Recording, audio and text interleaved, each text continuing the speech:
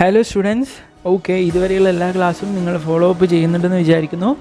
Okay, അപ്പോൾ നമുക്കിന്ന് third പാർട്ടിലേക്ക് കിടക്കാം. ഓക്കെ, നമ്മുടെ ബയോളജിയുടെ ടു ലൈഫ് പ്രോസസ് ചാപ്റ്ററിലെ തേർഡ് പാർട്ടിലേക്ക് കിടക്കാം. ഓക്കെ, സോ കണ്ടിന്യൂഷൻ തന്നെയാണ് വരുന്നത് കഴിഞ്ഞ ക്ലാസ്സിൻ്റെ exchange of materials through cell membrane. Okay, അതായത് പദാർത്ഥ വിനിമയം അത് കോശസ്തരത്തിലൂടെ എങ്ങനെ നടക്കുന്നു എന്നുള്ളതാണ്. ഓക്കെ, സോ കോശസ്തരത്തിലൂടെ എങ്ങനെയാണ് പദാർത്ഥ വിനിമയം, അതായത് ആന്തരപരിസ്ഥിതി അഥവാ ഇൻറ്റേർണൽ എൻവയോൺമെൻറ്റിൽ നിന്നും ടു സെൽ ഇൻസൈഡ് ദ സെല്ലിലേക്ക് എങ്ങനെയാണ് മെറ്റീരിയൽസ്, അതായത് പദാർത്ഥങ്ങൾ, എക്സാമ്പിൾ എന്തൊക്കെയാണ്, ഓക്സിജൻ ഉണ്ട്, പിന്നെ കാർബൺ ഡൈ ഓക്സൈഡ് ഉണ്ട്, വാട്ടർ ഉണ്ട്, എക്സെട്ര എക്സെട്ര. ഓക്കെ, ഇതെങ്ങനെയാണ് ട്രാൻസ്ഫർ ചെയ്യുന്നത് എന്നുള്ളതാണ് നമ്മൾ പഠിക്കാൻ പോകുന്നത്. ഓക്കെ, സോ ആദ്യം നമ്മൾ ഓർക്കേണ്ടത് ബാഹ്യപരിസ്ഥിതി അഥവാ എക്സ്റ്റേണൽ എൻവയോൺമെൻറ്റ്, ബോഡിക്ക് പുറത്തുള്ള ഭാഗം, അവിടെ നിന്നും പദാർത്ഥം അഥവാ മെറ്റീരിയൽ ഇൻറ്റേർണൽ എൻവയോൺമെൻറ്റിലേക്ക് എത്തും. ഈ പിക്ചറിൽ കാണുന്നില്ലേ, ഇൻറ്റേർണൽ എൻവയോൺമെൻറ്റിലേക്ക് എത്തും.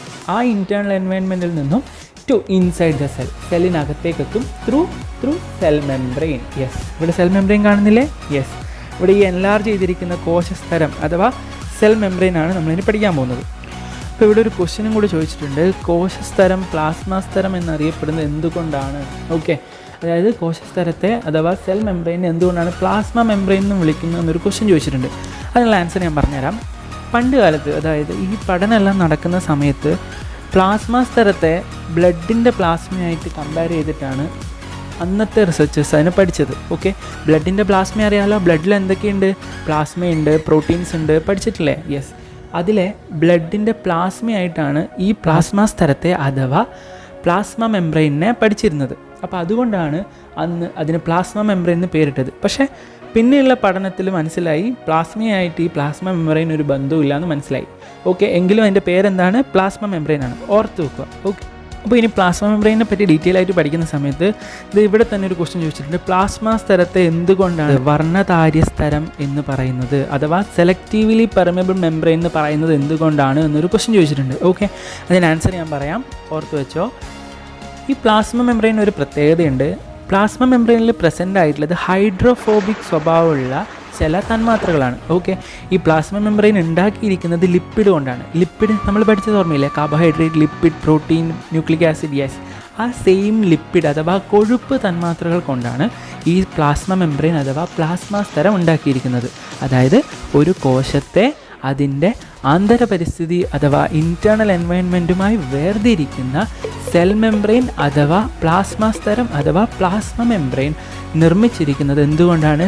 ലിപ്പിഡ്സ് കൊണ്ടാണ്. ഓക്കെ, ലിപ്പിഡ്സ്, ബയോമോളിക്യൂൾസ്, ഓർമ്മയില്ലേ? യെസ്, സെയിം ലിപ്പിഡ്സ് കൊണ്ടാണ്. ഈ ലിപ്പിഡ്സിന് ഒരു പ്രത്യേകതയുണ്ട്. ഈ ലിപ്പിഡ്സിൽ കാണുന്നതെല്ലാം ചാർജ് ഇല്ലാത്ത തന്മാത്രകളായിരിക്കും, അഥവാ ഹൈഡ്രോഫോബിക് തന്മാത്രകളായിരിക്കും.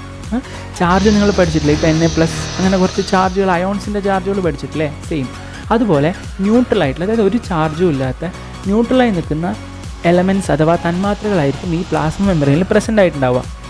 ഓക്കെ, അതുകൊണ്ട് തന്നെ ചാർജ് ഇല്ലാത്ത എലമെൻറ്റ്സിനെ ഇവർ പെട്ടെന്ന് അകത്തേക്ക് കടത്തിവിടും. ഓക്കെ, ന്യൂട്രലായിട്ട് പുറത്തു നിന്ന് ഇൻറ്റേർണൽ എൻവയോൺമെൻറ്റിൽ നിന്നും സെല്ലിലേക്ക് വരുന്ന എലമെൻറ്റ്സിനെ അവർ പെട്ടെന്ന് കടത്തിവിടും. എന്നാൽ അയോൺസ് അഥവാ ഇലക്ട്രിക് പോള് ക്രിയേറ്റ് ചെയ്യുന്ന അഥവാ ഒരു സെർട്ടൈൻ ചാർജുള്ള പോളാർ തന്മാത്രകളെ അഥവാ പോളാർ എലമെൻറ്റ്സിനെ ഇവരങ്ങനെ പെട്ടെന്ന് കടത്തിവിടില്ല. ബിക്കോസ് ഇവർ ന്യൂട്രലാണ്, അതുകൊണ്ട് തന്നെ ഇവരെന്ത് ചെയ്യില്ല, ചാർജുള്ള അയോൺസിനെ പെട്ടെന്ന് കടത്തിവിടില്ല. എന്തുകൊണ്ട്? ഈ അയോൺസ് എന്താണെന്നോ, ഇന്നലെ ഞാൻ പറഞ്ഞത് ഓർമ്മയില്ല, ഒരു ജീവകോശത്തിൽ 70% ഓഫ് വാട്ടർ ഉണ്ട് ഇല്ലേ, ബാക്കി എന്തൊക്കെയുള്ളത് ഞാൻ പറ, മോളിക്യൂൾസ് ഉണ്ട്, അയോൺസ് ഉണ്ട്. യെസ്, ആ സെയിം അയോൺസിൻ്റെ കാര്യമാണ് ഈ പറയുന്നത്. ഓക്കെ, അപ്പോൾ ഇതുപോലെയുള്ള അയോൺസ് സെല്ലിനകത്തേക്ക് എൻ്റർ ചെയ്യുന്ന സമയത്ത് ഇവിടെ പ്ലാസ്മ മെംബ്രെയിൻ അതിനൊരു തടസ്സം അല്ലെങ്കിൽ ഒരു ബാരിയറായിട്ട് ആക്ട് ചെയ്യും. ഓക്കെ, അതായത് പെട്ടെന്ന് കടത്തിവിടില്ല. പക്ഷേ അതിന് ഹെൽപ്പ് ചെയ്യാൻ വേണ്ടി ഇതിൽ ആരൊക്കെയുണ്ട്? ഈ പ്ലാസ്മ മെംബ്രെയിനിൽ തന്നെ പ്രോട്ടീൻ ചാനലുണ്ട്, അതുപോലെ തന്നെ കാരിയർ പ്രോട്ടീൻസ് അഥവാ വാഹക പ്രോട്ടീനുകളുണ്ട്. ഇതെല്ലാം നമ്മളിനി അടുത്ത സെഷനിൽ പഠിക്കും. ഓക്കെ, ഈ പ്ലാസ്മ മെംബ്രെയിൻ ചാർജ് ഇല്ലാത്ത തന്മാത്രകളെയാണ് പെട്ടെന്ന് കടത്തിവിടുക. എന്നാൽ ചാർജ് ഉള്ള തന്മാത്രകൾ വരുന്ന സമയത്ത് ഈ സെൽ മെംബ്രെയിൻ അഥവാ ഈ പ്ലാസ്മ മെംബ്രെയിനിൽ പ്രസൻ്റ് ആയിട്ടുള്ള വാഹക പ്രോട്ടീൻ, യെസ് എൻ്റെ കൂടെ പറ, കാരിയർ പ്രോട്ടീൻസ്, അതുപോലെ തന്നെ പ്രോട്ടീൻ ചാനൽസ് ആണ് ഈ ചാർജുള്ള അയോൺസിനെ അകത്തേക്ക് എൻ്റർ ചെയ്യാൻ വേണ്ടി ഹെൽപ്പ് ചെയ്യുന്നത്. അത് പ്രസൻ്റ് ആയിട്ടുള്ളത് പ്ലാസ്മ മെംബ്രെയിനിലാണ്. അതുകൊണ്ടാണ് ഇവയെ വർണ്ണതാര്യ സ്തരം അഥവാ സെലക്റ്റീവ്ലി പെർമിയബിൾ മെംബ്രെയിൻ എന്ന് പറയുന്നത്. മനസ്സിലായില്ലേ? എന്നാ സാറേ, മനസ്സിലായോ? ടെക്സ്റ്റിൽ കൊടുത്ത സെയിം സെൻറ്റൻസ് തന്നെ വായിക്കുന്ന സമയത്ത് പദാർത്ഥങ്ങൾ എന്ന് പറയുമ്പം ആരൊക്കെയാണ്? Water, oxygen, carbon dye oxide can easily pass through plasma membrane. പക്ഷേങ്കിൽ അയോൺസ് അഥവാ സെർട്ടൻ മോളിക്യൂൾസ് അവർക്ക് എന്താണ്? സ്പെഷ്യൽ ചാനൽസ് ഓർ പോർസ് ഈ പ്ലാസ്മ മെംബ്രെയിനിലൂടെ കടന്നു പോകണമെങ്കിൽ ആവശ്യമാണ്. ക്ലിയർ അല്ലേ? സിമ്പിളാണ്. അടുത്തതായിട്ട് നമ്മളൊരു എക്സ്പെരിമെൻ്റ് ആണ് ചെയ്യാൻ പോകുന്നത്. ഒരു റിയോ ലീഫ് അല്ലെങ്കിൽ ഒരു സ്പൈനാച്ചിൻ്റെ ലീഫ് അതിൻ്റെ ഏറ്റവും ഔട്ടർ ലെയർ കട്ട് ചെയ്തെടുക്കുക. ആ ലീഫിൻ്റെ 2 ഔട്ടർ ലെയർ കട്ട് ചെയ്തെടുക്കുക. ഓക്കെ, ഇനി ഈ ഔട്ടർ ലെയർ കട്ട് ചെയ്തെടുത്തതിന് ശേഷം ഈ സെൽസ്, അതായത് ഈ ഔട്ടർ ലെയറിലുള്ള സെൽസിനെ എല്ലാം കൂടി ഒരു ബീക്കറിൽ ഫ്രഷ് വാട്ടർ അഥവാ ശുദ്ധജലം നിറച്ച് അതിൽ ഡിപ്പ് ചെയ്യുക. അടുത്ത ലെയർ, അതായത് നമ്മൾ 2 എടുത്തില്ലേ, അടുത്ത ലെയറിനെ കോൺസെൻട്രേറ്റഡ് സാൾട്ട് സൊല്യൂഷൻ അഥവാ ഗാഢ ഉപ്പ് ലൈനിൽ ഇട്ട് വെക്കുക. ഓക്കെ, ഈ ഒരു എക്സ്പെരിമെൻ്റ് ആണ് നമ്മൾ ചെയ്യാൻ പോകുന്നത്. അപ്പോൾ ഈ 2 സെൽസിനെയും 2 ഡിഫറെൻറ്റ് ബീക്കേഴ്സിൽ അഥവാ 2 ഡിഫറെൻറ്റ് ഫ്ലൂയിഡിനകത്തേക്ക് നമ്മൾ ഇട്ട് വെച്ചു. ഓക്കെ, ഇനി എന്ത് ചേഞ്ചാണ് കാണാൻ പോകുന്നതെന്നാണ് നമ്മൾ നോക്കുന്നത്. ഫ്രഷ് വാട്ടറിലിട്ട കോശങ്ങൾക്ക് എന്ത് സംഭവിക്കുന്നത് വെച്ചാൽ അതൊന്ന് ബൾജാകും, അല്ലെങ്കിൽ അതൊന്നുകൂടി വലുതാകും. കാരണം എന്താ? കാരണം പറഞ്ഞുതരാം. അപ്പം ഓർമ്മിച്ച് വെക്കുക, ഒരു റിയോ ലീഫിൻ്റെ ഔട്ടർ ലെയർ എടുക്കുന്നു, അതൊന്ന് ഫ്രഷ് വാട്ടറിൽ ഇട്ട് വെക്കുന്നു. ഫ്രഷ് വാട്ടറിൽ ഇട്ട് വെച്ചാൽ സെൽസിന് അഥവാ അതിലിട്ട ഔട്ടർ ലെയറിന് എന്ത് സംഭവിക്കുന്നു? അതൊന്ന് ബൾജാവുന്നു, അല്ലെങ്കിൽ ഒന്ന് വികസിക്കുന്നു. ഓക്കെ, ഇനി അതേസമയം അടുത്ത ബീക്കറിലിട്ട്, അതായത് കോൺസെൻട്രേറ്റഡ് സാൾട്ട് സൊല്യൂഷൻ അഥവാ ഉപ്പ് ലായനിയിൽ ഇട്ട് വെച്ച ഗ്രൂപ്പ് ഓഫ് സെൽസിന് അഥവാ സ്പൈനാച്ചിൻ്റെ റിയോ ലീഫിൻ്റെ ഔട്ടർ ലെയറിന് എന്ത് സംഭവിക്കും? അതൊന്ന് ചുരുങ്ങും, അല്ലെങ്കിൽ അതൊന്ന് ഷ്രിങ്ക് ആകും. ഓക്കെ, ആ 2 ചേഞ്ചസ് മനസ്സിലായല്ലോ? ഒരാൾ കുറച്ചുകൂടി വികസിക്കുന്നു, മറ്റൊരാൾ ചുരുങ്ങുന്നു. ഇതാണ് ഡിഫറൻസ്. ഓക്കെ, അടുത്തൊരു എക്സ്പെരിമെൻ്റ് കൊടുത്തിരിക്കുന്നത് ഇല്ലസ്ട്രേഷൻ 1.4 ആണ്. ഒരു ബീക്കറിനെ തന്നെ 2ആയി സെപ്പറേറ്റ് ചെയ്തിരിക്കുന്നു. ഒരു സെമി പെർമിബിൾ മെംബ്രെയിൻ അഥവാ വർണ്ണധാര്യ സ്ഥലത്തോടു കൂടി സെപ്പറേറ്റ് ചെയ്തിരിക്കുന്നു. ഒന്നിൽ ശുദ്ധജലം, ഒന്നിൽ ഗാഢ ഉപ്പ് ലായനി. ഓക്കെ, അവിടെ കാണാൻ പറ്റുന്ന ഒബ്സർവേഷൻ എന്താണ്? ആഫ്റ്റർ 1 hour എന്ത് ചേഞ്ചാണ് കാണാൻ പറ്റുന്നത്? വാട്ടർ മോളിക്യൂൾസ്, അതായത് ഫ്രഷ് വാട്ടറിലുണ്ടായ വാട്ടർ മോളിക്യൂൾസ് ഈ സെമി പെർമിബിൾ മെംബ്രെയിൻ, ഓക്കെ, ഈ വർണ്ണധാര്യ സ്ഥലത്തിലൂടെ എങ്ങോട്ട് പോയി? സാൾട്ട് മോളിക്യൂൾസിൻ്റെ കൂടെ അഥവാ സാൾട്ട് സൊല്യൂഷനിലേക്ക് പാസ് ചെയ്തു. ഓക്കെ, അപ്പോൾ ശുദ്ധജലം കുറഞ്ഞു, സാൾട്ട് സൊല്യൂഷൻ കൂടി. കാരണം എന്താണ്? അവിടെ ആര് മൂവ് ചെയ്തു? വാട്ടർ മോളിക്യൂൾസ് മൂവ് ചെയ്തു. നേരത്തെ റിയോ ലീഫിൻ്റെ കേസ് ഓർമ്മയില്ലേ? ശുദ്ധജലത്തിലിട്ട് വെച്ചപ്പം ഒന്ന് ബൾജായി, അല്ലെങ്കിൽ ഒന്ന് വികസിച്ചു. ഉപ്പ് ലൈനിലിട്ട് വെച്ചപ്പം ഷ്രിങ്കായി, അല്ലെങ്കിൽ ഒന്ന് ചുരുങ്ങിപ്പോയി. ഓക്കെ, ഇനി ഒരു എക്സ്പെരിമെൻ്റ് കൂടെ അവിടെ ചോദിച്ചിട്ടുണ്ട്. What happens to raisins placed in fresh water and why? അതായത് നിങ്ങൾ ഉണക്കമുന്തിരി എടുത്തിട്ട് അത് ശുദ്ധജലത്തിലിട്ടാൽ എന്ത് സംഭവിക്കും എന്നാണ് ചോദിക്കുന്നത്. ഉണക്കമുന്തിരി എടുത്തിട്ട് ശുദ്ധജലത്തിലിട്ട് വെച്ച് കഴിഞ്ഞാൽ എന്ത് സംഭവിക്കും? ഓക്കെ, അപ്പോൾ എന്ത് സംഭവിക്കുമെന്ന് വെച്ചാൽ ഉണക്കമുന്തിരിൻ്റെ പ്രത്യേകത എന്ന് വെച്ച് കഴിഞ്ഞാൽ അതിനുള്ളിൽ വാട്ടറിൻ്റെ, അതായത് ഫ്രഷ് വാട്ടറിൻ്റെ അവൈലബിലിറ്റി എന്ന് പറയുന്നത് കുറവാണ്, അതിൻ്റെ കോൺസെൻട്രേഷൻ കുറവാണ്. അതുകൊണ്ട് തന്നെ എന്ത് സംഭവിക്കുന്നു? ഉണക്കമുന്തിരി ശുദ്ധവെള്ളത്തിലിട്ട് വെക്കുമ്പം ഈ ശുദ്ധവെള്ളത്തിൽ നിന്നും ജലം ഉണക്കമുന്തിരിക്ക് അകത്തേക്ക് പ്രവേശിക്കും. ഉണക്കമുന്തിരിക്ക് അകത്തേക്ക് പ്രവേശിക്കും. അപ്പോൾ എന്ത് സംഭവിക്കും ഉണ്ണിക്കുട്ട? ഉണക്കമുന്തിരിക്ക് ഉണക്കമുന്തിരി വലുതാവും. ഓക്കെ, അപ്പോൾ ഉണക്കമുന്തിരിയുടെ ഉള്ളിലേക്ക് പ്രവേശിക്കുന്നു, അതുകൊണ്ട് തന്നെ ഉണക്കമുന്തിരി വീർക്കുന്നു. അപ്പോൾ അതാണ് ശുദ്ധജലത്തിലിട്ട ഉണക്കമുന്തിരിക്ക് സംഭവിക്കുന്നത്. ഈ 3 കേസിലും, റിയോ ലീഫിൻ്റെ കേസിലും സെമി പെർമിബിൾ മെംബ്രെയിൻ കൊണ്ട് 2 വാട്ടർ സെപ്പറേറ്റ് ചെയ്ത കേസിലും ഉണക്കമുന്തിരിൻ്റെ കേസിലും എന്ത് ചേഞ്ചാണ് ഉണ്ടായത്? പറ ഉണ്ണിക്കുട്ട, പറ കേൾക്കട്ടെ. വാട്ടർ മോളിക്യൂൾസ് പാസ് ചെയ്തു. എവിടുന്ന് എവിടത്തേക്ക്? ഗാഢത കൂടിയ ഭാഗത്തു നിന്നും ഗാഢത കുറഞ്ഞ ഭാഗത്തേക്ക്, ഗാഢത കൂടിയ ഭാഗത്തു നിന്നും ഗാഢത കുറഞ്ഞ ഭാഗത്തേക്ക് പാസ് ചെയ്തു. അപ്പോൾ ഇതിനെയാണ് എന്ത് വിളിക്കുന്നത്? ഓസ്മോസിസ് എന്ന് വിളിക്കുന്നത്. ജലതന്മാത്രകൾ അഥവാ വാട്ടർ മോളിക്യൂൾസ് അവരുടെ കോൺസെൻട്രേഷൻ കൂടിയ ഭാഗത്തു നിന്നും അഥവാ ഗാഢത കൂടിയ ഭാഗത്തു നിന്നും ഗാഢത കുറഞ്ഞ ഭാഗത്തേക്ക് ഒരു സെമി പെർമനന്റ് മെംബ്രെയിനിലൂടെ അഥവാ ഒരു അർദ്ധകാര്യ സ്ഥലത്തിലൂടെ വ്യാപിക്കുന്ന പ്രക്രിയയാണ് എന്ത്? ഓസ്മോസിസ് എന്ന് പറയുന്നത്. ഓസ്മോസിസ് പഠിച്ചില്ലേ? ഗാഢത കൂടിയ ഭാഗത്തു നിന്നും ഗാഢത കുറഞ്ഞ ഭാഗത്തേക്ക് പാസ് ചെയ്യുന്ന വാട്ടർ മോളിക്യൂൾസിൻ്റെ ഒരു ഫീച്ചറാണ് എന്ത്? ഓസ്മോസിസ്. ഈ ഓസ്മോസിസിന് ഒരു പ്രത്യേകതയുണ്ട്. ഈ ഓസ്മോസിസിന് എനർജി ഒന്നും ആവശ്യമില്ല.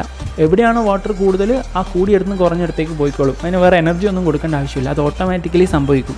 ഓക്കെ, ഈ ഓസ്മോസിസ് തന്നെ 2ആയിട്ട് പറയാം. എക്സോസ്മോസിസ് എന്നും പറയാം, എൻഡോസ്മോസിസ് എന്നും പറയാം. അതിൻ്റെ എക്സാമ്പിളാണ്, ഓർത്ത് വെച്ചാൽ മതി. ഓക്കെ, മെറ്റബോളിസത്തെ നമ്മൾ അനാബോളിസവും കാറ്റാബോളിസവും ആക്കി പഠിച്ചിട്ടില്ലേ? അതുപോലെ ഓസ്മോസിസ് തന്നെ 2 ഉണ്ട്. എക്സോസ്മോസിസും ഉണ്ട്, എൻഡോസ്മോസിസും ഉണ്ട്. ക്ലിയർ അല്ലേ? സോ ഓസ്മോസിസ് പഠിച്ചില്ലേ? ഓക്കെ, എന്താ ഉണ്ണിക്കുട്ടാൻ നിനക്ക് പിന്നെ ഒരു സംശയം പോലെ? അതെ, ഓസ്മോസിസ് എന്ന് വെച്ച് കഴിഞ്ഞാൽ എന്താണ്? ജലതന്മാത്രകൾ ഗാഢത കൂടിയ ഭാഗത്തു നിന്നും കുറഞ്ഞ ഭാഗത്തേക്ക് പോകുന്നതാണ്. ക്ലിയർ ആണല്ലോ? എന്താ നിൻ്റെ ഡൗട്ട്? ഓ, ജലതന്മാത്രകൾ അല്ലാത്തവരെങ്ങനെയാണ് ഗാഢത കൂടിയ ഭാഗത്തു നിന്നും കുറഞ്ഞ ഭാഗത്തേക്ക് പോകാമെന്നല്ലേ? അത് നല്ലൊരു ഡൗട്ടാണല്ലോ. ആൻസർ ഞാൻ പറഞ്ഞുതരാം. ഇത് നോക്കിയാട്ടെ നീ.